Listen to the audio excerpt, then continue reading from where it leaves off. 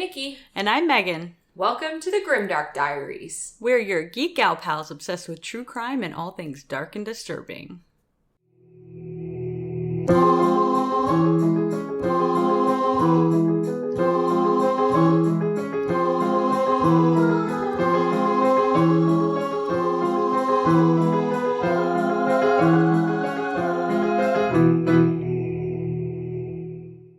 Welcome back, everybody. We're so happy to have you here for episode 12. I can't believe we're on episode 12. It's very exciting. I actually think that this is great. We're flying through. Yeah, and at this point, we're over 1,200 listens. Yeah, that's which so is true. Blowing my mind. Right? It kind of blew up really quickly like that. I'm very excited, very happy. Happy you are all enjoying the episodes. I mean, we hope. Maybe they're listening out of spite. Ooh, spiteful listeners. As long as it's getting us listens, I ain't mad. I'll take it. You can be spiteful. We love our listeners, regardless of how they're listening to us. So, Nikki brought over some drinks tonight. Tonight is the first night we're having a few drinks while we're recording our podcast. I was the bad influence tonight. It is. Yes, it is. You are. Yes. Clearly, Megan has had too many drinks.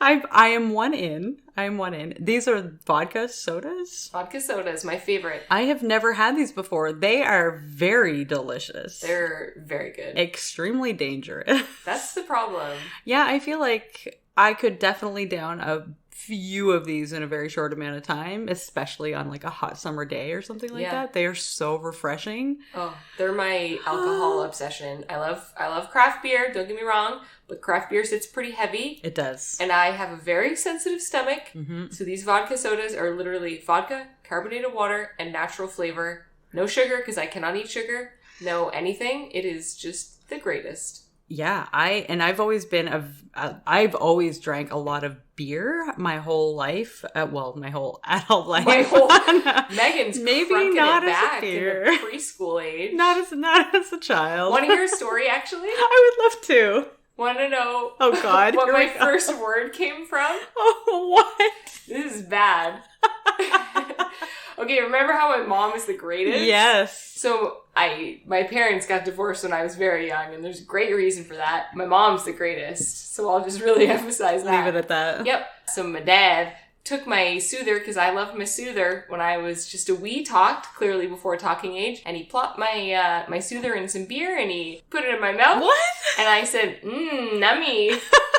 And that was my first word. That is what my mom recognizes as my first word. I love that it was for beer. Yeah.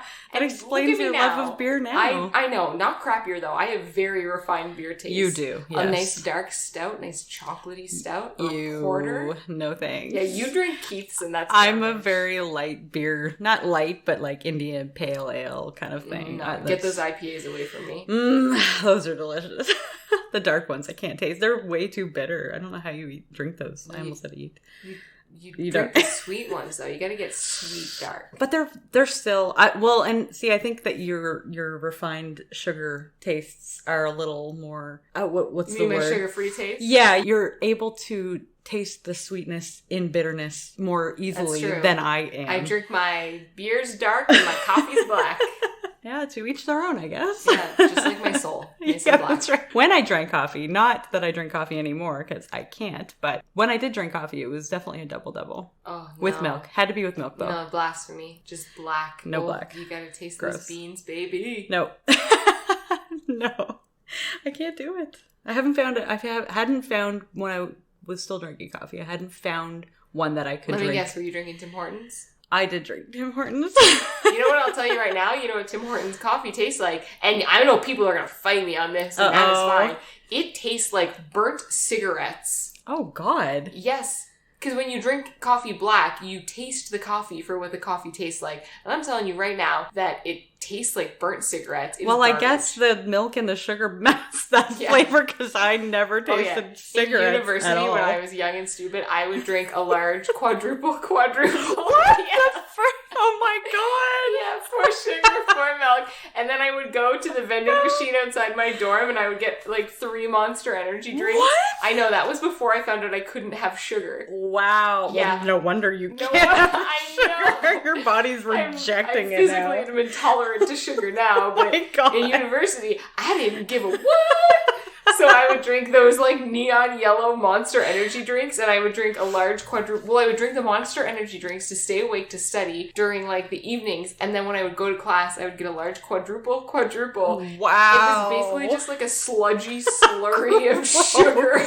Yeah, it was great. I'm not actually one to talk. I never had a quadruple, but when I first started drinking coffee, I was working for the town that my dad lived in. Yeah. And the construction workers were like, you need to drink coffee if you're going to survive on this job. So I started drinking triple because that's kind of like your segue, apparently, because it's sweet enough. People usually start with a lot of sugar. Yeah. So I started with the triple, and I used to have way too many cups of coffee a day. I'd go on a coffee break every time they did. And have a triple? If you know, yes. And if you know construction workers and how often they take their coffee breaks, there were times when I had probably, I want to say 5 or 6 a day. Oh my God. Triples. That's so much sugar. I know. I was 18 and 19. I did it for two different summers. And that was my segue into coffee. And I never went back. I went down to doubles, but I never stopped drinking coffee after that. I was addicted. Yeah, I still am, but black. Yeah, that's fair. I had to quit because of my stomach issues, but that means I'm just getting old. It's fine. It could also be all the triples in my time. You burnt a hole in your stomach from all that dang sugar. Very well could have, yeah. It's fine, we're going to patch it with vodka soda. That's right. That's right, because these are so much better for you. Yeah. They're actually very delicious, so thank you for bringing them by. Okay, so if you remember last week, I rolled for I Ain't Saying She a Gold Digger. So I found a... Can I have that wrapped, please? Could you drop me a wrap sick it. beat? Drop it a sick beat. If I could beatbox. My brother beatboxes very well. So if he was here, he could do it. Well, why isn't he doing sound effects for our dang podcast? Right? I should actually get him to do that. He's going to hear this when we release it, and he's going to be like, hey, Megan. Yeah, we can totally do that. I can't rap that. I ain't saying she a gold digger. I don't rap. Need money. She ain't messing with a broke. That's the radio version. Radio edit. Record scratch. Moving on to the story. Okay, so anyway. I ain't saying she a gold digger. Here we go. Jumping in. On October 13th, 1971, Sharee Paulette Kitley was born in Michigan. When she turned 16 years old, she moved out on her own, and when she turned 19 years old, she got married to her first husband and had a child. Sadly, this marriage would not last, and after that, she would bounce around from man to man while trying to find the one. In this time, she would father 2 more children, each to a different man. She's very fertile. Very fertile. The second man she married, Tribby, I believe that was the nickname. Tribby. Okay. Yeah, I don't what. I thought that was going to be his real name. No, I'm pretty sure that was a nickname. That's not a good nickname. It's not, and what I'm about to say after is much, much worse than the nickname. So then he deserves a shitty nickname. He does, agreed, yes. Much shittier than what he does have. So Tribby had hit their child so hard that they had a number of skull fractures. Oh my goodness. How old was the kid? He was young. He would have been 3, I believe, at the time. Gosh. Very young. So he was convicted of second-degree child abuse and only received a short sentence for this. Why? Why only a short sentence? I don't have an answer to that. There was nothing that I read anywhere about why he had only been given a shortened sentence for that. I'm assuming there were other factors drawn into his defense that were not listed. He was also taken to court for allegedly sexually abusing her then 6-year-old child. This was the child that she had before she married him. Why was she with him? I think this is just the sort of man that she attracted into her life. Oh, honey. Yes. So he was found not guilty for lack of evidence on this. What? I know. So they are no longer together at this point either. So in 1997, it was a welcome change when Sharee Kitley, who was 26 years old, met Bruce Miller, who was 47 years old, at a business called B&D Auto Parts, where Bruce was a successful business owner in Vienna Township, just outside of Flint, Michigan. Sharee got a job working there as their bookkeeper. When she met Bruce, things started moving fast. It was in 1999 when Sharee married Bruce Miller. So it was only 2 years later. Oh, wow. Super quick. Get it, girl. Yeah. Sharee always said that Bruce was the best thing that ever happened to her. According to Bruce's brother Chuck, she said she finally had a normal life and wasn't being moved around and had someone who could afford to make her happy. So did she have all the kids with her and She did, yes. he liked the kids? Yes, he was actually a father figure to those kids. Oh, that's He precious. treated them like they were his own kids. Oh, that warms my cold heart. Yeah, he was super sweet to them. However, it wouldn't be long before their friends would start having second thoughts about Sharee. They all felt that she was spending way too much money way too quickly. She was, after all, maxing out all of her credit cards, which she was only able to get because her husband had a great job. Sharee did have a job. She worked as a salesperson for Mary Kay Cosmetics. Oh, that's commission. It is all based on commission. That's not a good hustle. It is not. You're making that, like, priority number one. Dollar bills, yes. So to manage her business and all of her accounts, Bruce bought her a new computer. Remember, 1999 was the time when cell phones were barely a thing, laptops were a rare commodity, and home computers were big and clunky. Who remembers those thick CRT monitors that took up your entire desk due to space size? Yeah, and if you wanted to connect to the internet, nobody could be on the phone. Exactly. You had to wait, and then it made that awful dial-up internet noise, and then nobody could call your house while you were on the computer. It's so true. How many times did I lose internet because my mom picked up the phone upstairs? Yeah, absolutely. At one point, the first internet we had, we only had 10 hours of internet a month. Oh, no. Yeah, it was pretty bad. And I would use it for MSN Messenger, and then I would make a really cool status. And then if my crush signed on, I would sign out, and then I would sign on so he would see my name pop up. And then if he didn't message me, I would sign off again. Really? So that I could sign back in again. That is scandalous. Yeah, right? I was playing the long game with that one. You did, yeah. Why don't you just message him? No, I could not, Megan. What are you, crazy? Oh, I'm so sorry for Not in the times of MSN Messenger. No, that's fair. So one day, Sharee was looking up vacation trips online to go on with one of her girlfriends, and she stumbled upon some adult chat rooms. See, back in the day, there was no social media, really. There was MySpace, BBS, which is the bulletin board system. I have no idea what that is. That's kind of like a really simple forum-based site. So like Discord, but 1999 version? I wouldn't even say Discord. Oh, God. It's just picture like a super old version of maybe Reddit without the images and things like that. Oh. It's just text-based. And then there was IRC, which stands for Internet Relay Chat, which was basically online text-only chat rooms where people could chat with each other regardless of where they lived. You could send pictures and whatnot. However, those were sent through IRC's file transfer protocol known as DCC. It was the whole thing. I totally know what IRC is. Do you? Yeah, I do. Okay, that was how I chatted back in the day. Yeah, I did too. I didn't have MSN until way later than that. We used MIRC too. Yeah, MIRC is the one that I use, yeah. Yeah, same. Oh my gosh. Going way back now. But I digress. Sharee soon became regularly active on these online chat groups. She would chat with strangers on the internet and share her deepest sexual fantasies with them. She apparently had at least 25 different aliases that she went by online, including, but not limited to, Love Me Slowly, I Want to Be Laid, and Horny 7241.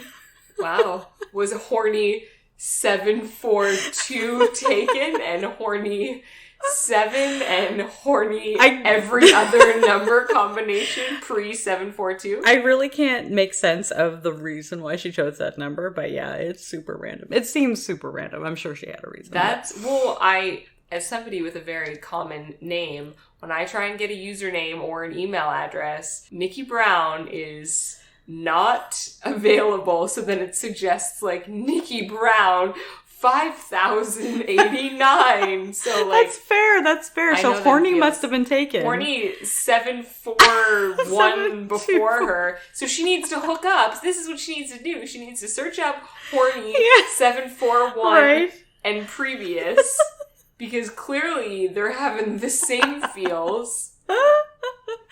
I feel like anybody with that username is having the same feels.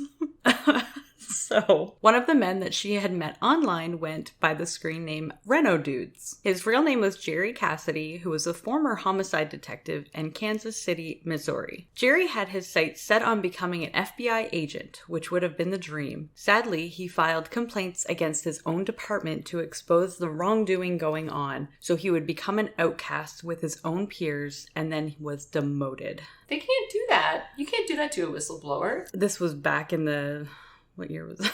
99. Yeah, so it was back in 99. I guess back then it was more common than you think. I didn't look into the story about how that happened, but it just, that's all it said was that he was actually doing the right thing. And yeah, they didn't think too kindly on it. I guess they don't like that in police departments. Eventually, he ended up just leaving the force altogether. When Sharee met him, he was working as a pit boss at Harrah's Casino in Reno, Nevada. At the time, Jerry was not going through a great time in his life. On top of the job loss, he was recently separated from his wife, drank a little too much, dabbled a little too much with drugs, so then moved to Nevada without knowing anyone to make a fresh start. Sadly, he also suffered from depression. Sharee finally landed on a spot to vacation with her friend, Reno, Nevada. Ooh. Sharee and Jerry would meet for the first time during this trip in July 1999. Sharee gave Jerry the impression that she was a rich businesswoman who lived with her disabled husband who was at home. He believed this story and also didn't seem to care much that she was married. That's a no-no. Agreed.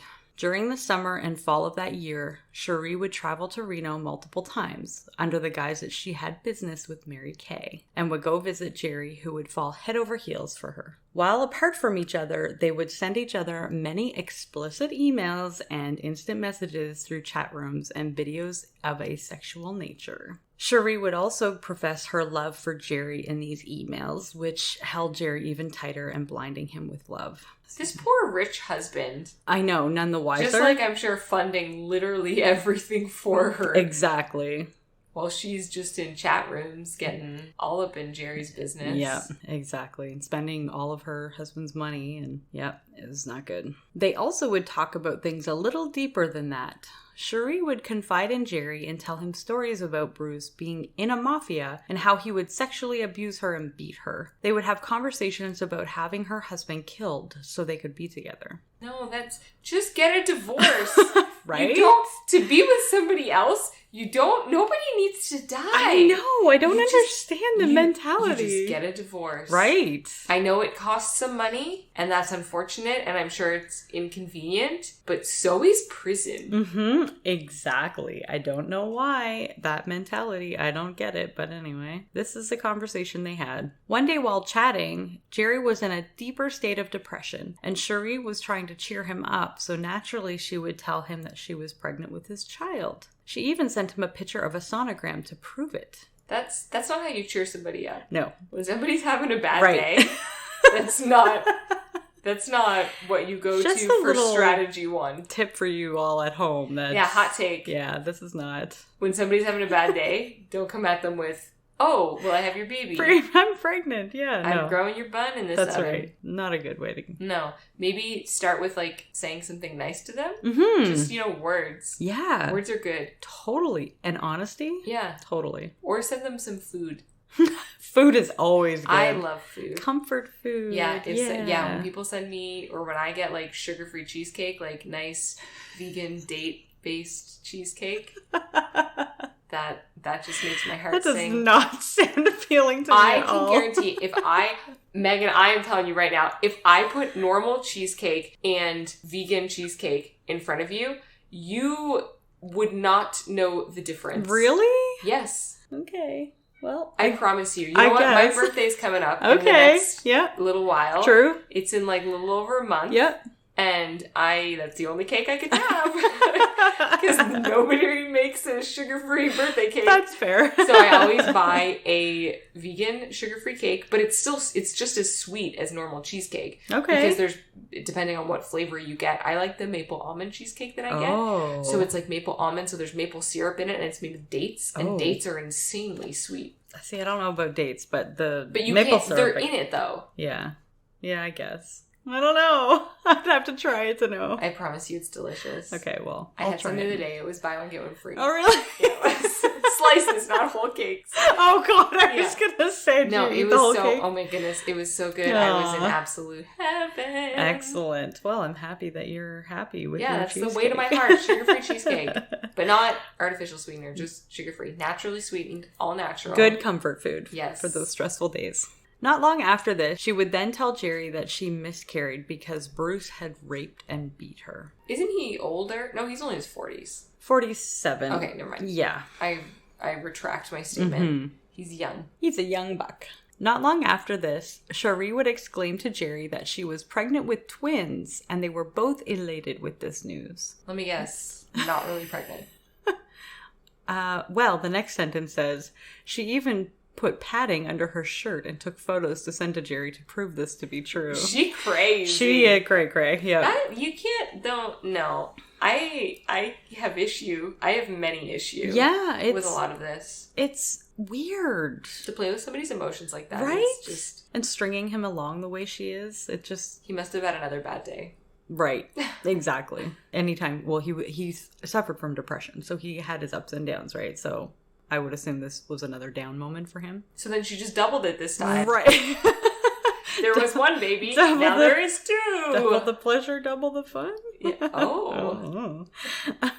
What she did next was indeed appalling. Sharee would set up an email account under Bruce's name and use this account to send Jerry emails that were threatening to further the claim that he was dangerous. After all of this, she would claim to Jerry that her husband Bruce had sent his mafia friends after her to violently gang rape her until she miscarried the twins. What Jerry didn't know was that in 1995, Sharee had had a tubal ligation done and was unable to conceive any more children. Wow. 4 years prior to this. Jerry must be like a little bit gullible, though. Well, which is interesting as a homicide detective. Yeah, you think he'd be a little more analytical. I also was, but I guess love is blind, and when you're blinded by love, you just kind of want to hope this is for like the best. Very serious. Like, right. To the if extremes. It was little things, like if she was like, he doesn't scramble my eggs the way I like my eggs scrambled. Right. Then, like, that's one thing. But, like, if she was like, oh no, my husband violently sends a mafia to gang rape. Right?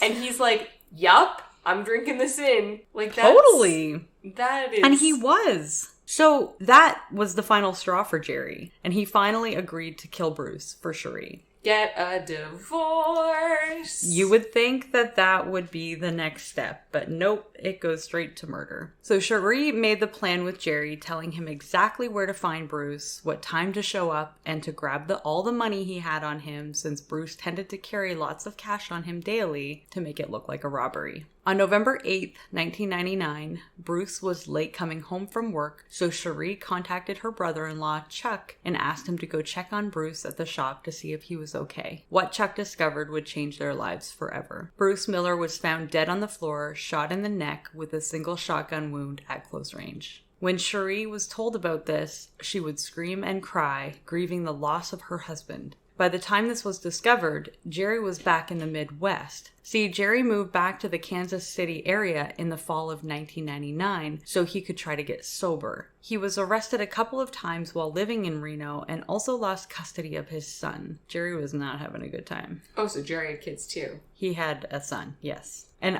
that didn't even come up until this part of the story. In most of the articles I read, I didn't even know he had a son. It wasn't even 24 hours before the police had their first suspect. John Hutchinson. Apparently, John and Bruce were being investigated for ongoing criminal activity as John worked with Bruce. Oh my god, were they really in the mafia? Is this where we find out Sharee was telling the truth and I've just been hating on it this whole time? I'm having a mean girl syndrome. Stay tuned to find out more next week. No. They were suspected of tampering with vehicle identification numbers, or VIN numbers. Hutchinson was adamant that he had no involvement with the VIN switching case, but was ultimately charged with 2 felony counts and then pled guilty to a misdemeanor charge. The reason the police also thought John to be the murder suspect in this case was because Harold Hutchinson, John's brother, had testified that before the murder, John threatened to dispose of Bruce because of the ongoing investigation and also because of a dispute over a loan. Harold also said that around 7 p.m. on the night of the murder, John had told Harold that he had disposed of Bruce. What else could that mean to Harold other than the fact that he had killed Bruce? Yeah, I feel like disposed of only has one meaning. I mean, unless you're taking out the trash, but also that would be metaphor for killing. You said his name, though. Right, disposed of Bruce, literally. Quote, in the wee hours of the morning the day that after the murder happened, before learning about Bruce's death, John's stepson, Anthony Birch, said to the police who were questioning him that on the night of the murder, John wasn't home between 5:30 and 7:30 p.m., and that when John did arrive home that night, he was acting a bit stranger than usual. John was given a polygraph test and was able to pass when he denied any involvement in Bruce's murder. Sharee even tried to submit evidence to the court showing that the polygraph he did indicate that John was being deceptive while denying his involvement, but the prosecution successfully barred that submission. Well, I thought that they couldn't use polygraphs in court. They can't. You can't, because people can lie and still pass them anyway. I can tell you right now, if I was under a polygraph test, I would fail every test. Every test, even if you were telling the truth. Same. I get very sweaty and nervous. Yeah. Just when faced with authority. Mm-hmm. So, especially in a situation like that, I would definitely fail. For sure, especially if you were being accused of murder. Even if you didn't do it, I feel like my bars would be off the charts. Oh, mine too. Now, everyone deals with the loss of a loved one differently. Sharee was no different. 2 days after his death, which was considered a robbery at this point, Sharee was dancing at a bar in Otisville, Michigan. Even better, 2 weeks after this, she had a boyfriend move in with her. Rookie mistake. And it wasn't Jerry Cassidy. Oh, she had another side guy. Mm-hmm, mm-hmm. What do you call a side chick but a guy? Do they have a name? I feel like that isn't a very common thing talked about. I'm not up with the hip I'm not terms sure if there is a the name kids for these that. days. No, me either. It was Jeff Foster, who was a local delivery man. Shortly after the he's delivering some packages. Yeah, he is. Huh? Well, he delivered them and then just never left. Yeah, I bet he's delivering his own package. For sure. Nice one, Nikki. It's the vodka. Yeah, sure. Blame that on the vodka. Not a normal joke you'd make anyway. So shortly after the murder, Sharee would start to distance herself from Jerry. She would basically throw it in his face that she had a new boyfriend, and within a month, by December, she had broken it off for good with Jerry. Jerry had thought he would be with Sharee after killing her husband for her, but alas, that did not happen. Yeah, that's a pretty big gesture. Right? You would think that would be the outcome when it's been promised to you, but I guess promises aren't everything. Jerry, who was on leave from work, was currently living with some relatives in their basement-level apartment in Odessa, Missouri.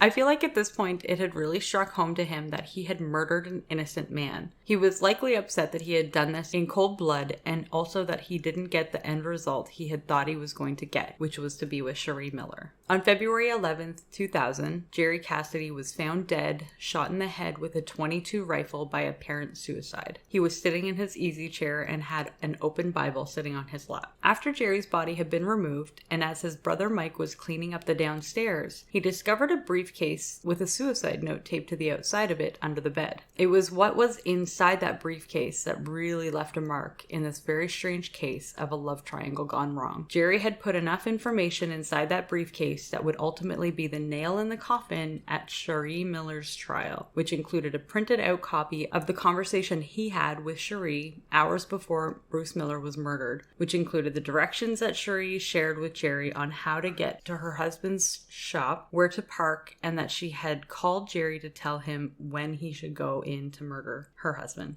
One of the suicide notes taped to the briefcase was addressed to his parents. He told his parents that he was in a deep state of depression and that Sharee had lied to him about everything. Here are some excerpts from Jerry Cassidy's suicide note. I drove there and killed him. Sharee was involved and set it up. I have all the proof and I am sending it to the police. She will get what's coming. I have been so stupid, but now you know the real story of why I went into such a state of depression, because I just couldn't tell anyone the truth. She just wanted all her money and no more husband. Well, she got her wish, but she is soon to learn that she can't do that to people. Now I know it was all just more lies and games from Sharee. She didn't care what it took or who she hurt to get what she wanted. End quote. After all the evidence was compiled and verified, Sharee was arrested on February 22nd, 2000, as she stepped off a plane with her new boyfriend, Jeff. Sharee was charged with second-degree murder as well as conspiracy to commit murder. Sharee denied ever having any involvement with her husband's death, despite all the evidence piled up against her. Her trial was dubbed the internet's first murder case. Ooh. The jury deliberated for 2 full days, and on January 29, 2001, they came back with a conviction and a life sentence for conspiracy to murder and received 54 to 81 years for second-degree murder. Good.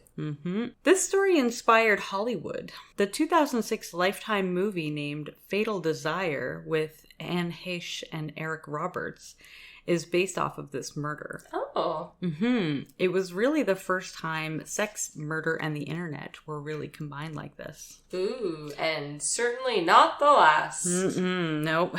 And they definitely made their money's worth off of that one. In late 2007, while being held in prison, she met Michael DeNoyer, who visited the prison to see her in November. When he met Sharee, he proposed to her on the spot. Sharee went for it. What does this chick have? I don't know. What does she have going on? No, I don't even know. All these guys. No clue. Well, I mean, a few of the guys said she would do anything in the bedroom, and I feel like that's a big hot spot for them. But she was not, in my opinion, an attractive person. Yeah, no, she must have pheromones out the wazoo. Liar? Yeah, exactly. And also why would you want to get hooked up with a girl who killed her last husband? Right. So and then ask her to marry you? Why would you then be jumping in line to be the next husband after the murdered one? We'll get to that because he discusses why he does this. Sharee said, my outlook on life and relationships are totally different. She said, for a long time, it was a fight back and forth with me. I was feeling I wasn't good enough for anyone. Michael admitted that for him, it was the loneliness around Sharee and her eyes that drew him in. He had seen the piece on TV where she was being interviewed and said that by the end of it, something in her eyes broke his heart.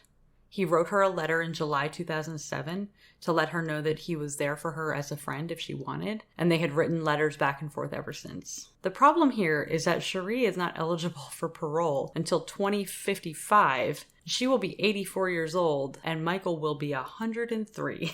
Oh. So, Michael, bad news, buddy. Holding out hope. I don't think he's going to make it. I mean, even if he does. You could be like Walt Disney and have maybe your head in like a bucket somewhere or something. Frozen in cryogenesis. Yeah. Who knows? But then he's not getting that sweet bedroom action from his freaky 84-year-old life. Yep, that's true. Oh, God. I don't want to think about it. It was in August 2008 that a federal court judge decided to overturn Sharee's conviction due to the fact that they had felt that Jerry Cassidy's suicide letter should not have been admissible as evidence due to the fact that he could not be cross-examined as a result of him being dead. So July 29th, 2009, Sharee Miller was released from prison on a $100,000 recognizance bond. What? And a new trial date was set to be set. But didn't they have all the records of the chats? Couldn't they go into the internet? They did have the chats, but it wasn't enough to say that she had told him to kill. It wasn't until... But she should still get the conspiracy charge. Those letters were also in with the briefcase. So it was the suicide letter and all the notes and everything found in the briefcase. Because everything was saved by Jerry. Couldn't they... I'm sure that they took her laptop. Her computer.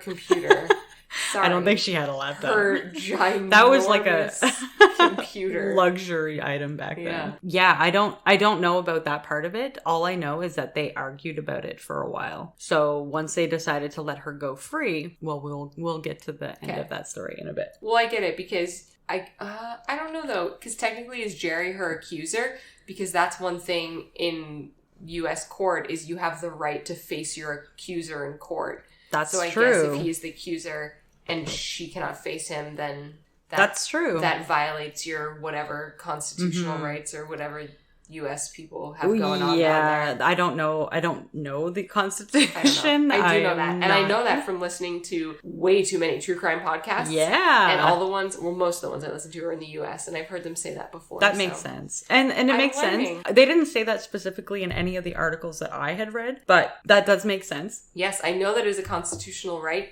Or so the podcasts have told me, so I will take that as fact. Okay. You know what? I take it too, because it does actually say specifically that he couldn't be cross-examined. So that must be why. Yeah. Because it's something, she had I think a right. You have the right to face your accuser. Gotcha. So if they are because I've heard cases that got thrown out because whoever the witness was that was bringing up the charges, off themselves or got killed or whatever, and then the case just gets dropped. Wow. That's very interesting. I didn't know that. Yeah, so Jerry Boy here should have not killed himself, and he should have I don't know why he chose death over prison. I don't know. I mean, he was depressed, so... He was depressed, and I feel like, especially losing that person in your life that you thought you were going to be with for the rest of your life, I feel like that could play a huge part in a depression, spiral, basically, where he ended up killing himself at the end of it. So I feel like he preferred that easy way out. So during this time, Sharee would be up to her old tricks, partying and meeting men, of course. She seemed to be enjoying her freedom to the fullest, visiting with her children and other family members and friends. She was going to be a grandmother and was so happy to be there for that.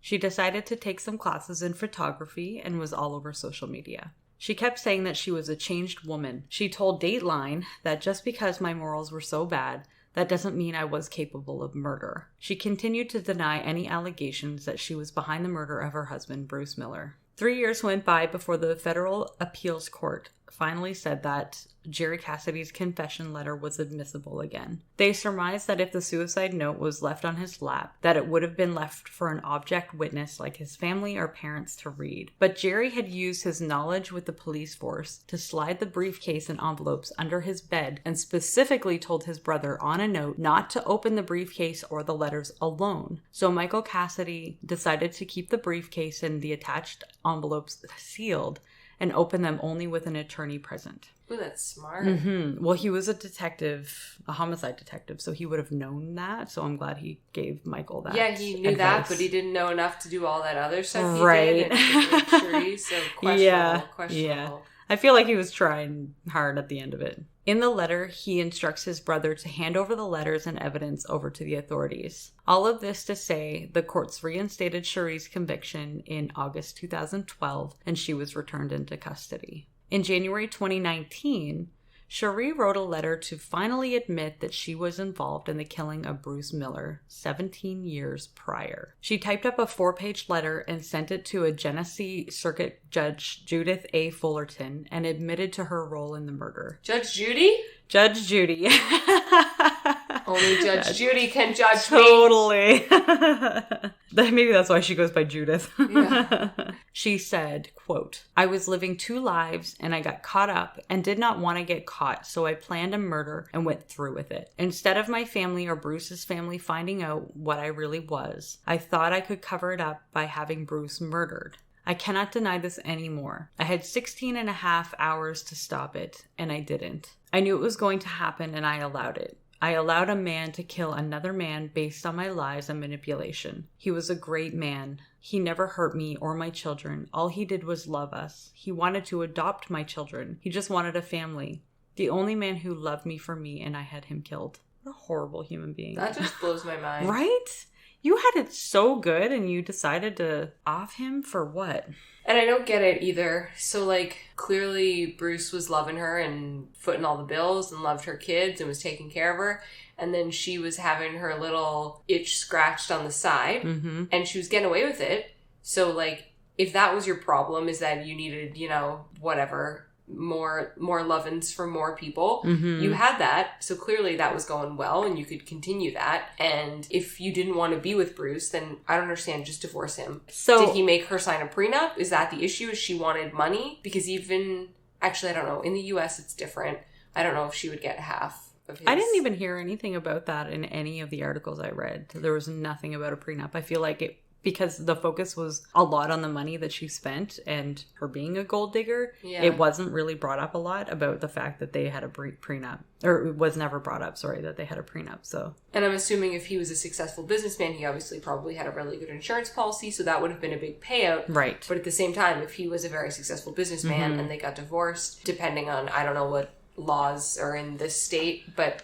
like Canada, she would get half of all his Yeah, that could stuff. Be different in Michigan, too. I don't know. So then I feel like money was clearly her motivation, because otherwise, why would she leave him? So I watched a YouTube video confession from her. It was in 2020. It was, I think it was a podcast that was on YouTube. And she told them that the reason why she did it was because she had it too good. She didn't know how to live a life that was that good. I'm sorry. Right? What? I know. It's like, well, when a person is brought up in a world that is so damaged and destroyed, she told stories about her stepfather sexually abusing her and her brother growing up and abusing them and things like that. And it just seemed like that was the cycle that she lived for her entire life growing up. And then she actually ran away from home when she was 16 years old, is what she said. And married very, very young to her first husband, who was an abuser. And then the next husband abused her children. And it just seemed to be that cycle that she was living. And I feel like people who have those kind of upbringings can go one of two ways. They can either find goodness and then totally change their whole life into that goodness and feed off of it and just grow with it, or they just don't know how to deal with it. And I feel like the right option would have been to just leave and go with somebody who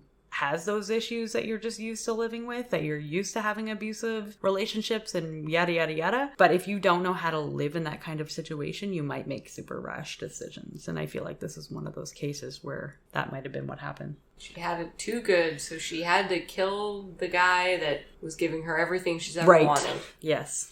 Yeah, no, can't wrap my head around that. Makes no sense. Agreed. The detective who investigated the case, Kevin Shanlian, said that even though the confession letter of Jerry Cassidy was admission that their loved one was a murderer, the family made the decision to turn over the information, and that was the key to the case. Shanlian said, quote, "Cassidy's family had no reason to come forward. I'm glad Sharee came forward, though. I almost feel bad she waited so long to tell the truth." Currently, Sharee is being held at the Huron Valley Women's Complex in Ypsilanti, Michigan. She is now 49 years old. And that is the story of Sharee Miller. So was her full sentence reinstated? So she's going to be in like her 80s, whatever that was, 2055? Correct. Yes. Good. Yes, she has gone back to her original sentencing, and she is going back to her original... Well, it was 54 to 81 years, but they are saying that by the time she is eligible for parole... It'll be 2055. That's right, and she will be 84 years old. She deserves to stay in there because Bruce did not deserve what he got. He did not. His only crime was loving her. Wow, that was really beautifully said. Thank you. Thank you. It's true, though.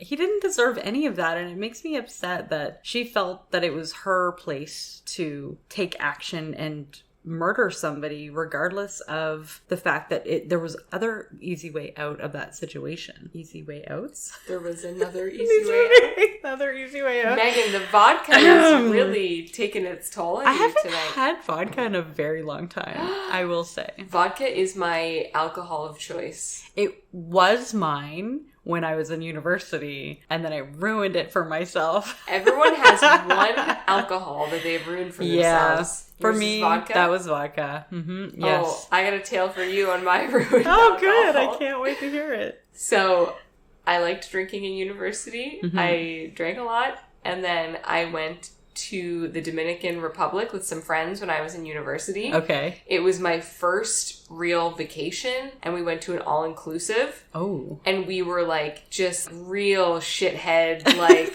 20-year-olds, I think we were. Yeah. And it was 3 of us, and we went, and whoa, when you go to an all-inclusive and you've never had that kind of experience and you're like 20 years old, it is crazy because it's all you can drink. It's true. And you don't have to have money on you, and it was amazing. So we drank a lot, and it was great. And then we had a reservation at one of the a la carte restaurants. Okay, yeah. So they're supposed to be the fancier restaurants. That's right. And like guys are supposed to wear collared shirts, and you're supposed to get dressed up. So we had been drinking and, you know, in the sun all day. So we were already very drunk. And that day we had one at the Mexican restaurant. Okay. And we went in and the servers very much enjoyed us because it was a lot of like older couples, like married couples. And we were 3 university girls in our kind of slutty looking little dresses. Fair enough. Because it was like 40 degrees. It was so warm. 40 degrees Celsius. Yeah. So we were having a time, and then they kept bringing us shots of vodka, and we kept saying, no, like, we're good. We don't need any more. Oh, no, sorry, tequila.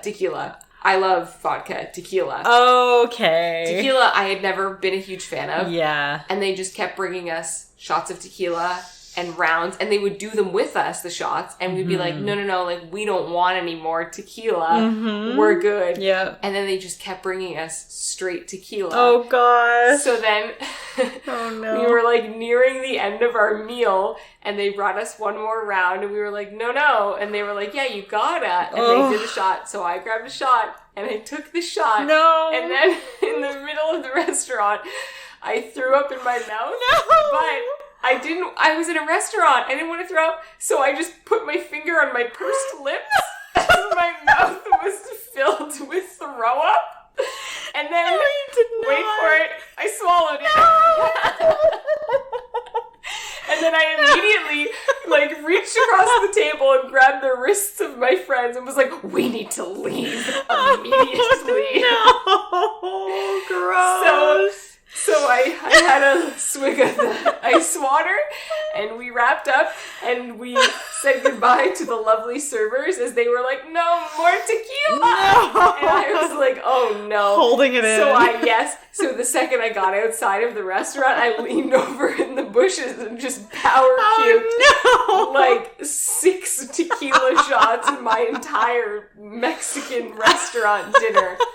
And ever since then, wow, I cannot have tequila. No, that's fair. Yeah, that's I held that puke in my mouth because when you come to that moment, and I'm just a mouthful of puke and finger on pursed lips, you have the decision of, do you let it out or do you put it back down? So like there was probably a solid 5 seconds where I considered what my options were and what would be best, and I decided to save face. That was super classy of you. You know what? That's what I was going for. We were the only, like, young people in the restaurant, and everybody was clearly having their, like, date night. And people were giving us side eyes because they were bringing us over sombreros and tequila. And we'd be like, the thing where, like, when somebody's chugging and you're like, olé, olé, olé. We were doing that very loudly. Okay. Yeah, we were ruining everybody's date night.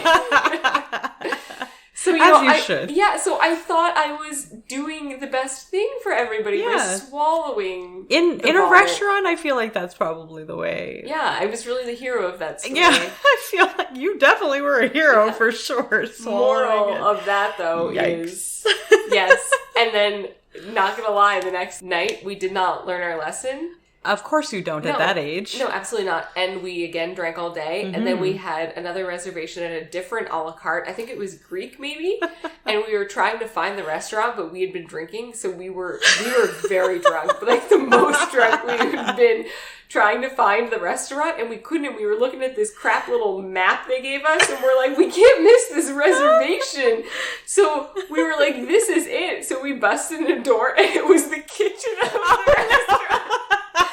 But we were like, we came this far, we can't go back now. So we just were in the kitchen, and then people weren't speaking English at us. And we were just like, we're very hungry, please. So then they let us go through the kitchen, and they found us a table, and we sat down. And then we were so drunk that we ordered all of our food, and then the power went out at this restaurant. What? It went out. Oh my gosh. But they were able to still bring our food.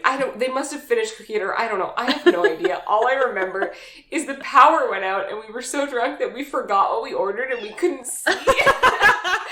So we were like in the dark, just like, we were like, do we cut this? Do I eat this with a spoon? We don't even know. We forgot what we ordered. So we had no idea. And we were just eating this being like, I think it's good. Is this a meat? I'm not sure. I feel like you would remember the next day anyway. Oh, God. Yeah, that was bad. Wow, those are some good stories. I have a lot of stories. No, that's just the tip of the murder berg. Oh my gosh. Yeah, my stories are not as good as that, but like tequila I can't drink anymore because it makes me do very bad things. And vodka... Is the country song true for you, Megan? What's that? Tequila makes her clothes fall off. No, I wouldn't say that. When I say bad things, I don't mean like illegal or anything like that. It was just more against my morals. You become a woo girl? Maybe a woo girl. I don't know. I don't really remember those days. When I used to live in Calgary, there was a bar called Tequila Nightclub. And they had 25-cent tequila shot night on Wednesday night. That's dangerous. Yeah, it was super dangerous. I don't remember a lot of those nights. I just remember getting into a lot of trouble once. And I will never drink tequila again. But vodka, I had a very bad experience with. There was a couple times, in university, I used to drink nothing but vodka. And then when there was an incident with an ex that I had, who was not my ex at the time, but I found out something about him and I was very upset. So I took a 40-ouncer bottle of vodka and I chugged it. Did you drink the whole thing? I drank probably half of it. Man. I know, it was bad. I probably should have had my stomach pumped that night. Yeah, that's stomach pump territory. Yeah, it wasn't good. I blacked out after that. So I don't really know what happened. I didn't end up at the hospital, I don't think, but I did wake up in my bed at home, so I don't really know how that happened. But yeah, that was bad. And then I'm sure I was puking and it was disgusting all night long because I'd had that taste in my mouth in the morning and I'm like, you know what? I just think I'm gonna go off vodka for a while. And I actually, every time I smelled it after that, for years and years, every time I smelled it, I would think of that night and just all the bad memories started flooding back. And I'm like, oh God, that was a really bad night. Oh God, I didn't know this and I brought vodka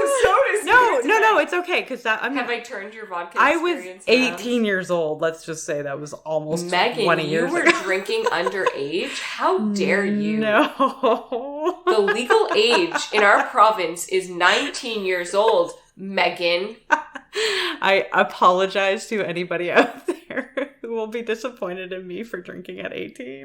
But there are other parts of this country where the legal age limit is 18. What province? No, it's not. I thought it's just Quebec. No, it's also Alberta. So when I was 18 years old and I went through 1 year of university, I didn't go back. I moved to Calgary and I was 18 years old and I was already legal age limit when I moved out there. So my 19th birthday kind of was crap. I was actually sick, I think. But as soon as I moved out there, I was able to go to the bars. Oh, wow. Jealous. So it was not really like a big to-do thing when I turned 19, which is, that's usually the birthday where you're like, yeah, I can finally go to the bars. Yeah. I just moved to a different province and I was let. Oh, wow. Yeah. So. Not me. I had a fake ID. Did you really? I did. Wasn't here you shaming me for underage drinking. Wait, I have another story. This is just going to be the episode of stories. Oh, man. This is pretty bad. I had a really shitty fake ID. It was a university ID from a university called Cape Breton University, which is an island off of Nova Scotia for people that don't live here. But we live on the mainland. Yes, I know. Yeah, so Cape Breton is an island off of Nova Scotia, but I was living on the mainland going to my own university. But this chick her and I looked alike, and their university IDs contained their birth date. So a friend hooked me up because they were like, hey, you look like this chick. I'm going to give you her university ID. And at that time, when I was 18, the laws were way more relaxed and bouncers didn't care as much. Yes. So I used to go to this bar. It was called Bubbles Mansion, and it was owned by Bubbles yes, from the Trailer Park Boys. That's right. Yeah, so there was convicts as bouncers, and they didn't really care. Yeah, it was I didn't know that part. It was the only bar I could get into with it. So I would go there all the time because, to be fair, all of my friends were 19 because my birthday's in May. So my first year of university, I wasn't 19 for the entire first year. That was the same with me. Yeah. I didn't turn 19 till September after my first year. That's even worse. Yes. And all of my friends were 19. So halfway through my first year, somebody got me this ID so that I could actually go out with my friends. Aww. Yeah. So then that was fine. And I had great experiences. And I was a responsible 18-year-old drinking at bars. And then one night I went and I was with my friends and we were drinking. We were having some bevies. And I went to get more money out at the ATM. And I put my debit card in. And the ATM ate my debit card. Oh, no. Yes, it wouldn't give me money and it wouldn't give me the card back. Shit. And I was like, oh no. I literally had I had like $2 on me. Oh, no. And I was like, oh my God. So I went to like one of the, I don't know if it was a bouncer or a bartender. I went to one of the staff and I was like, hey, the ATM just ate my debit card. Yeah. And he was like, yeah, sometimes that happens. I can't get it for you tonight. But if you come back tomorrow in the daytime hours when we're open and show me your ID, I can give you the card. Oh, no. But my fake ID was not the name of my debit card. Oh, no. Yes, and if I showed him my real ID, he would see I wasn't 19. That's right. Yes. So then I had to be like, okay. Yeah. So then I just had to abandon that debit card. No way. Yes. I couldn't go back and get it. Shoot. Yes. So then I had to call the bank and I told them it was stolen. Yeah, that's fair. Yeah. It was Oh, pretty bad. that sucks. Yeah. It took like 2 weeks to get a new debit card. Yeah. Wow. Okay. Do you think that they suspected that you were No, they underage? didn't. Okay, that's good. No, they didn't. They were just like, yeah, they were like, that happens. Like, we've had that happen before. Just bring your ID back and we'll be able to give you your card. I mean, fair. He was really casual about it. And I was like, okay, yeah, for sure. Yeah. Totes my goats. Giving him finger guns as I walk away and I'm like, oh, shit. Goodbye, debit card. That sucks. Yeah, so oh, lesson man. learned, my fake ID. Yeah, no doubt. Was that the first time you used it or no? No, I've been using it for weeks. Oh, okay. Yeah, they knew my drink order at the bar. Gotcha. That makes sense. Yep. Wow. I never used a fake ID. I grew up in a really small town though. So there was no, other than going to, university, but university was on campus. So Yeah. I didn't go to any of the bars. I literally just went to dorm rooms and partied in the dorm room. So there was no IDs ever checked. It was a different time back then though. Yeah. Many, many moons ago. Yeah. Well, I mean, because I went to school or university in downtown Halifax, and I don't know if it still does, but at that time, Halifax had the most bars per capita. It still does. It does it? It does, yeah. Yeah, it does, yeah. That's our city. That's right. So proud. Especially in a however many kilometer radius as well. Like, we have a street dedicated to bars. Yeah. Just a few streets all lined up downtown beside each other. Yeah, it was great when I was younger, when I was like 19. I bet. You know what? Growing up here dollar would have been drinks. awesome. Oh, Certain days were dollar drinks. Wow. So drinks were $1. Okay. It was not dangerous. as good as 25-cent Not as tequila good as- night. Yeah. Nothing beats that. No.